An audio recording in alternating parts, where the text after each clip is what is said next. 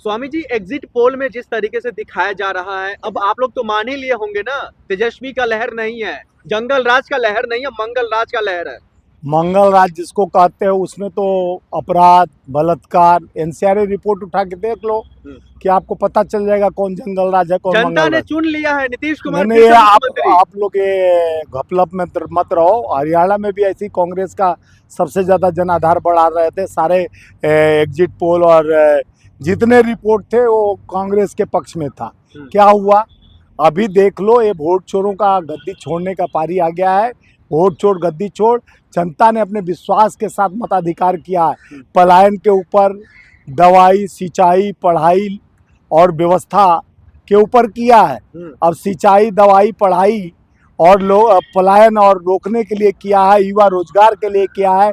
जिस तरह से पढ़े लिखे एमए पीएचडी करके गिग वर्कर का काम आके बिहार से दिल्ली, गुजरात और महाराष्ट्र कई महानगरों में हमारे युवा साथी कर रहे हैं, तो इन सबों का भविष्य अब जिस तरह से आप देखे होंगे कि 68, 70, 72, 75% तक वो वोटिंग हुआ है। रिकॉर्ड तोड़ वोट होता है तो बदलाव होता है। अगर ये वोट चोरी किया होगा तो उसका तो अल्लाह मतलब मालिक। पहले से ही आप लोग ठेकरा फोड़ दिए वोट चोरी का। ये कब तक ये नौटंकी करते रहेंगे स्वामी जी आप लोग? सुनो, वोट चोरी का तो प्रमाण के साथ कहा गया, और जिस तरह से एसआईआर में 65 लाख वोट काटा गया, जिस तरह से कई बूथों पर तुम लोग तो यहाँ बैठ के गलबंदी करते हो, दलाली करने, चुनाव आयोग से क्यों नहीं सवाल खड़ा करते हो कि जब राहुल गांधी जी डाटा आपको फ्लैश किए, हर बात को बताया, तो उन पे एफआईआर कर दो। हमारे नेता राहुल गांधी जी पे हिम्मत तो एफआईआर कर दे, हिम्मत है, हिम्मत तो राहुल चुनाव गांधी पर कर देना, हिम्मत है तो। जब अब गलत धमका बोले, रहे हैं, अब गलत बोले। चुनाव आयोग को धमका रहे हैं आप। चुनाव आयोग की औकात है भाजपा के गोद में खेलने वाला चुनाव आयोग, वो क्या बात करेगा? चुनाव आयोग ज्ञानेश कुमार दलाल है, भाजपा का घुसपैठिया की बात करती मतलब है जो भाजपा। संस्थान राष्ट्र के लिए काम करे वो घुसपैठिया और वो जो है दलाल हो गया। राष्ट्र के लिए तो दिख रहा है, राष्ट्र के लिए कितना कौन काम कर रहा है। राष्ट्र के लिए काम होता तो लोग कहते नोटबंदी के बाद, और अब हाथ सुरक्षित हाथों में है, ऐसे आतंकवादी घटना नहीं होता। एग्जिट पोल पर आपका क्या मतलब आप कह रहे हैं? देखिए, एग्जिट पोल जो ये बकवास कुल चैनल, भड़ुआ चैनल जो है बैंड बाजा बजा रहे हैं, जो दलाल गोदी मीडिया के चैनल हैं और अडानी कंपनी का चैनल है, वो तो दिखाएंगे कि हम 245 पार में, वो 400 पार भी दिखा देंगे, 800 पार भी दिखा देंगे, क्योंकि वो जितना सीट नहीं होगा उससे ज़्यादा दिलवा देंगे। उनकी बात घोड़े का पात के बराबर है, उनके बात पर कोई भरोसा नहीं है। जनता भरोसा, युवा भरोसा, महिला भरोसा के साथ बदलाव, नौकरी और सिंचाई, पढ़ाई लिखाई और दवाई के ऊपर दिया है वोट। वहाँ तरक्की और विकास, इंडस्ट्रीज खोलने के लिए दिया है वोट। वहाँ बदलाव का वोट था, तब 75, 72, 68% वोट पड़ा। दोनों चरण में 121 सीट जो प्रथम चरण था उस समय भी वोट जोर से पड़ा, आज रिकॉर्ड पर वोट पड़ा सेकेंड चरण में। तो ये बदलाव होता है बाबू, ये बिहार का बदलाव का रुख था। स्वामी जी, चुनाव होने से पहले हर कमल खिल रहा था और चुनाव के बाद भी नहीं, कमल खिल रहा है। लोग बोले कि बहुत व्यवस्था कर चुका, कहीं कीचड़ है ही नहीं है बिहार में, कमल तो अब कीचड़ रहेगा तब खिलेगा। तो एक कीचड़ नहीं है बिहार में कि कमल खिलेगा, अब कीचड़ खोजे जहाँ वहाँ कमल खिला है। वहाँ अब लोग समझ गए हैं जिस तरह से बिहार में क्या होने क्या वाला है। बिहार में बदलाव हो रहा है यार। आप लोग को मैं आपके चैनल के माध्यम से गारंटी के साथ, अगर चोरी का बहुत लोग बिहार में देखे, आरजेडी के वोट कई जगह नाव रोक दिया गया, वोटर जाना चाह रहे थे नहीं, जहां देखे आरजेडी मजबूत तो इंडिया गठबंधन मजबूत हो रहा है, वहां वोट नहीं डालने दिया। वीवीपैट का पर्चियां बहुत सारे मिले, बहुत जगह मशीन, जहां मुस्लिम वोटर थे वहां मशीन खराब कर दिया जा रहा था। ये लोग कुल तरह से साम दंड भेदभाव का उपाय किए, लेकिन जनता विश्वास के साथ बदलाव की ओर था, क्योंकि युवा पर लाठीचार्ज, महंगाई का वार, वो इतना बिहार में हो गए बेरोजगार, नहीं है कोई अधिकार, नहीं है कारखाने, फैक्ट्री हो रहा है, निरंतर दुराचार में व्यापारी मारे जा रहे हैं, हो रहा है अत्याचार।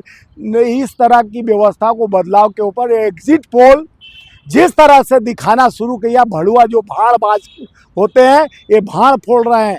आने वाला 14 तारीख एक नया चांद के तरह उगते हुए सूर्य का जो आराध्य हमारी बहनें ने, भाइयों ने, मित्रों ने, जो हम लोग अभी छठ का त्यौहार मनाकर जिस उमंग के साथ वहाँ जो गए थे, हमारे देश भर के जो काम करने बेरोजगारी की वजह से दूसरे प्रदेश में जाते हैं, उन्होंने अपने अधिकार के साथ बदलाव की ओर वोट दिया है। अगर कोई चोरी का निगाह भी है, हमारे आपके माध्यम से बताना चाह रहा हूं कि जितने बूथ है वहां जबरदस्त जहां पोलिंग पर रखा हुआ है, आप लोग चौकस रहे हैं। कब ये लोग नजरबंद, कब लाइट गोल करके, बत्ती गोल करके पेटी चोरी स्वामी करते हैं। अगर आप निगाह नहीं मजबूत रखिएगा तो ये पोल चोर, गद्दी चोर, वोट चोर तो है, ये पोल चोर भी है लोग। ठीक है। तो आप आपके बताइए बताइए। स्वामी जी, सवाल ये भी निकल करके आ रहा है जो दिल्ली में जिस तरीके से धमाका हुआ है, इसको आप कैसे और किस तरीके से देख रहे हैं एज ए नागरिक, दिल्ली वासी होने के नाते? देखिए, कई बार ऐसा होता है कि जब जब चुनाव रहता है, चुनाव के दिन ही ये घटना घट जाता है। चले पुलवामा हुआ, पुलवामा हुआ, नहीं, एक और क्या, जो चाइना का बॉर्डर है वहाँ हुआ, और इस तरह से दिल्ली सुरक्षित माना जाता है। डबल इंजन की सरकार है, यहाँ भाजपा की सरकार है। हम सुरक्षित हाथों में 56 इंच के सीना वालों के हाथ में सौंपे हैं और निरंतर ये लोग ना इस्तीफा देते हैं। देखिए 26/11 पर माननीय मनमोहन सिंह जी, अमेरिका का दौरा उनका था, उन्होंने दौरा रद्द कर दिया, लेकिन हमारे मोदी जी ने बर्थडे का केक खाने भूटान पहुंच गए। वहां से जाके 32 दांत दिखा के कहते हैं कि ये भारत बहुत सुरक्षित हाथों में है। जिस तरह से 32 दांत दिखा, आपको दिखा रहा हूं कि प्रधानमंत्री को ऐसे दांत नहीं दिखाना चाहिए। ये दुख के घड़ी में दांत दिखाने का समय नहीं है। आत्मा दर्द में होना चाहिए, चेहरे पे गमगीन होना चाहिए। जो खोया है वो न जानेगा। जिसके माँ बिलख रहे हैं, जिसके भाई बिलख रहे हैं, जिनके बच्चे बिलख रहे हैं, जो दर्द पीड़ा से बिलख रहा है, जिस तरह से एक दर्दनाक घटना हुआ है, उसके साथ 140 करोड़ देश का जनता दर्द से उनके दर्द को एहसास कर रहा है कि काश जिस तरह से दिल्ली को सुरक्षित हाथों में हम सोचते हैं। अमित शाह के सुनिए, देखो ये दोगलागिरी नहीं चलेगा। अमित शाह और मोदी जी जब हुआ था भारत में 26/11 घटना, तो मोदी जी कहे थे प्रधानमंत्री को क्या क्या शब्दों से पिरो थे, और हमारे प्रधानमंत्री जी खुद प्रेस कॉन्फ्रेंस किए, वहाँ ताज गए। उसके बाद वहाँ के मुख्यमंत्री विलासराव देशमुख का इस्तीफा, शिवराज पाटिल गृह मंत्री का इस्तीफा लिया गया, और ये लोग कहते हैं हम इस्तीफा नहीं देंगे, हम तो सुरक्षित हाथों में देश दिए थे। लेकिन सुरक्षा व्यवस्था यही है कि धर्म पूछकर पहलगांव में मारा गया हमारा, अब सिंदूर तो सूखा ही नहीं, दूसरा घटना यहाँ हो गया। मोदी जी एलएनजेपी हॉस्पिटल जाते हैं, तमाम जो घायल लोग हैं उनसे मुलाकात करते हैं, उनको आश्वासन देते हैं हम कार्रवाई करेंगे। आश्वासन से नहीं होता। सुने, सुरक्षित हाथों की बात कहते हैं, गारंटी देते हैं, कहाँ सुरक्षा है? जब जब चुनाव आता है सुरक्षित देश हो जाता है, लोग रहते हैं टॉप लोग।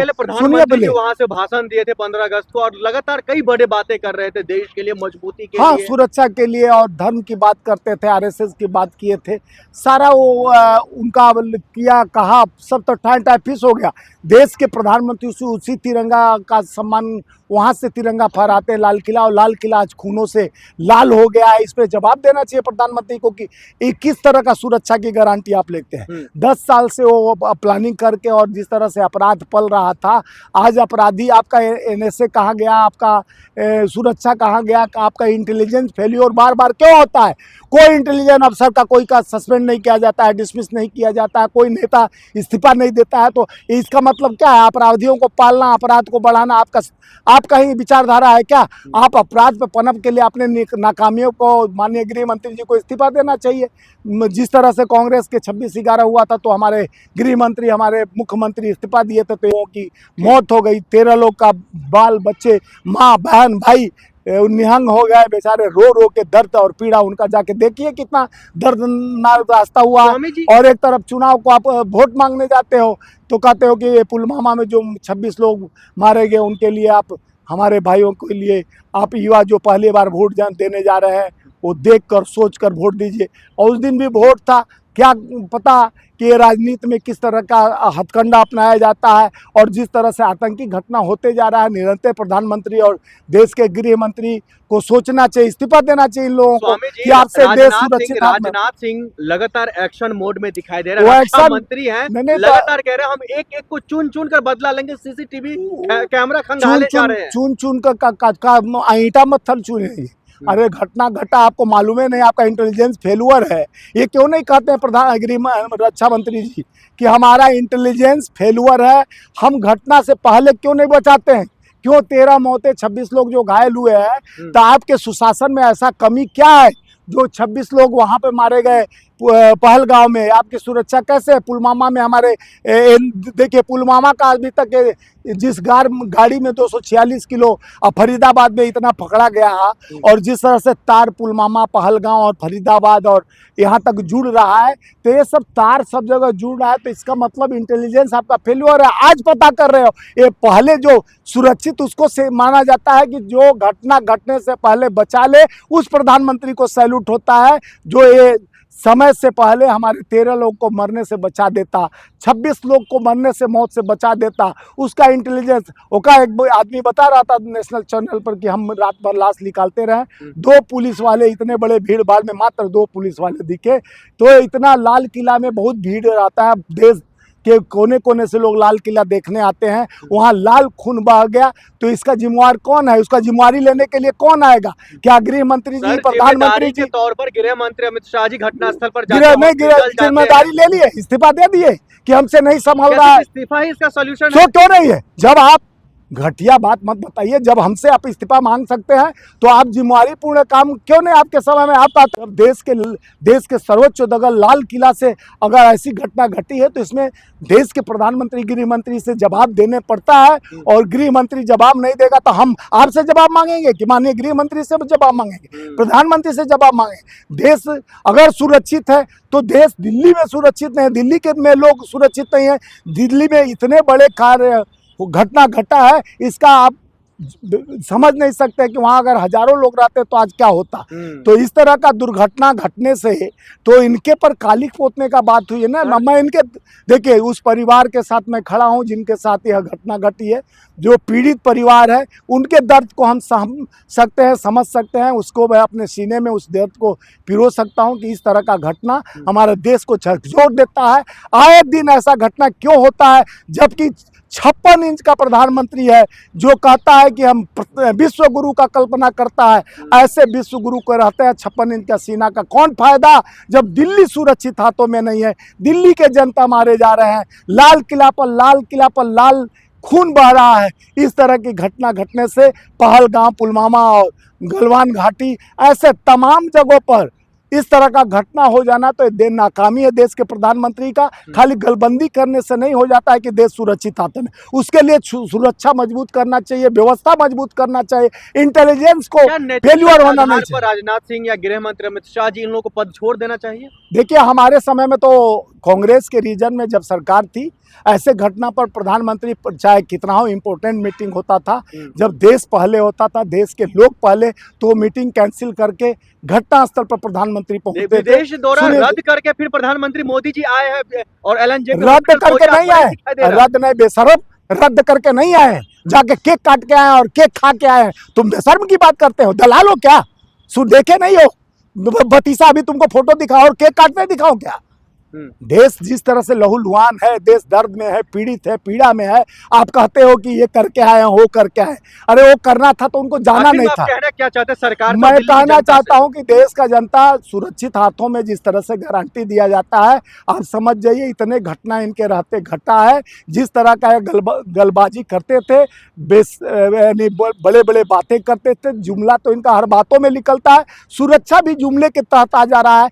देश के इस दर्द और पीड़ा के साथ हम खड़े हैं और खड़े रहेंगे। देश में ऐसी घटनाएं नहीं घटनी चाहिए जिसमें आम आवाम को तकलीफ हो, मौतें हो, उसके परिवार, उसके पीछे भविष्य होता है, परिवार होता है जो गया है, कितना पीछे खो कर गया है, उसका पीड़ा प्रधानमंत्री को, क्योंकि प्रधानमंत्री के पास तो है नहीं, न बाल बच्चे कोई नहीं है, तो पीड़ा कैसे सहेंगे? जिसका माँ बेटा गया है, जिसका पति गया है, जिसका बाप गया है, जाके वहां देखो कि क्या दर्द हो रहा है, वहां आंसू जाके देखो, वहां दर्द पीड़ित परिवार को देखो। लेकिन सूत्र से खबर मिल रही है जो मुआवजा भी मिल सकता है इन लोगों को। मुआवजा क्या दोगे? 10 लाख रुपया दे के आप कोई का जीवन वापस ला सकते हो क्या? बेशर्म, समझ लो यार। 10 लाख रुपया से जीवन आएगा, उसका परिवार चलेगा, उसका शिक्षा, सड़क, स्वास्थ्य की व्यवस्था, उसके जीवन का आलन पालन, जो परिवार पीछे छोड़कर बिलखते रहेगा जीवन भर अपने दर्द को, जिस तरह से उसका मुंडी अलग, पैर अलग, धड़ अलग, जो हुआ है दर्द, उस दर्द को वापस ला सकते हैं क्या पैसा से? पैसा से जिंदगी वापस नहीं आ सकता है। न सुरक्षा व्यवस्था खोले रखना पड़ेगा। इंटेलिजेंस फेल्यूर हो रहा है, इस विभाग को जिस तरह से फेल हो रहा है, इन पर जवाबदेही बनता है। जवाब दे, देश का जनता जवाब चाहता है। ऐसे कब तक इंटेलिजेंस फेल्यूर होगा, कब तक गृह मंत्री इस्तीफा नहीं देंगे, यह देश जानना चाहता है। धन्यवाद।